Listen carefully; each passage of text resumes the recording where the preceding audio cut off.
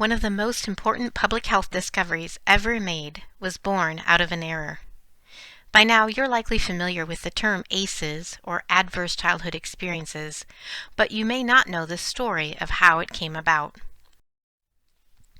In this video series, you'll be invited to shift your focus from why is the student behaving this way to how might I respond to this student and every student with compassion, connection, and empowerment.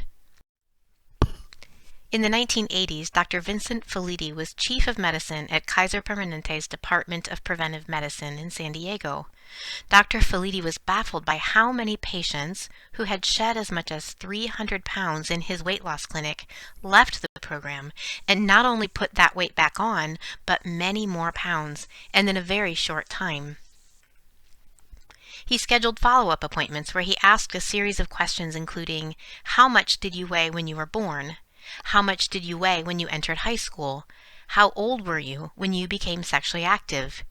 He mistakenly asked one female patient, how much did you weigh when you were first sexually active? The woman answered, 40 pounds. Dr. Felitti was confused. The woman explained, it was when I was 4 years old with my father. Stories like hers weren't commonly revealed 4 decades ago. Dr. Felitti was surprised that he continued to have similar interactions. In fact, of the hundreds of patients he interviewed, Dr. Felitti found that most of them had been sexually abused as children.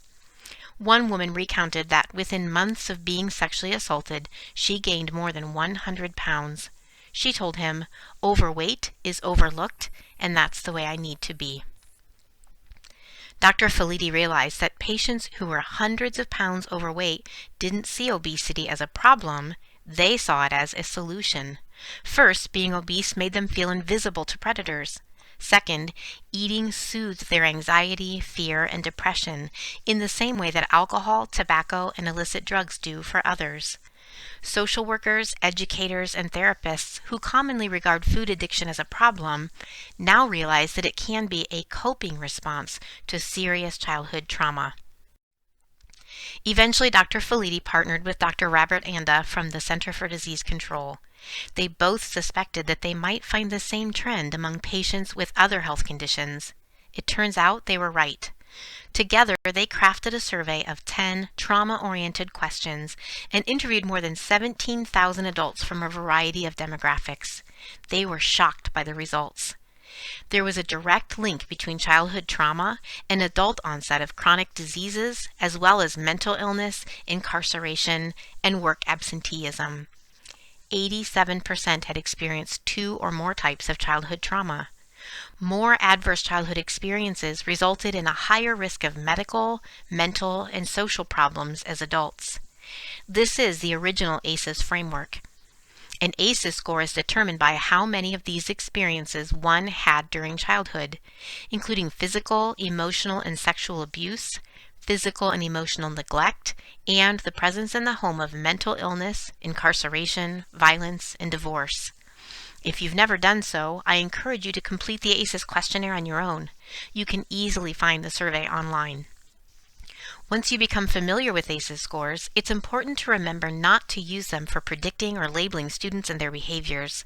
Instead, the ACEs study is a valuable tool that alerts us to the prevalence and impact of these experiences and guides us toward appropriate responses and strategies.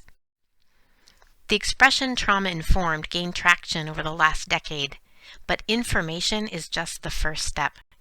Educators are making the shift to trauma-responsive practices, recognizing that everyone has lived through hurtful, harmful experiences, and that compassion, connection, and empowerment are appropriate responses for all students, regardless of their ACEs score. On the next video, we will explore the impact of ACEs. We'll see you then.